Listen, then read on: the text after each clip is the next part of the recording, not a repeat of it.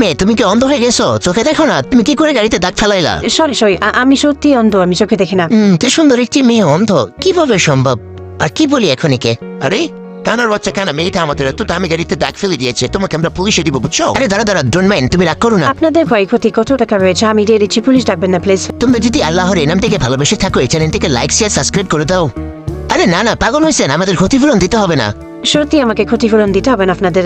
আপনি যদি আমাদেরকে ক্ষতিপূরণ দিতেই চান, তাহলে আপনার হাতে থাকা ফুলটি আমাদেরকে দেন, তাহলে ক্ষতিপূরণ হবে। হ্যাঁ সত্যি, নেন ফুল।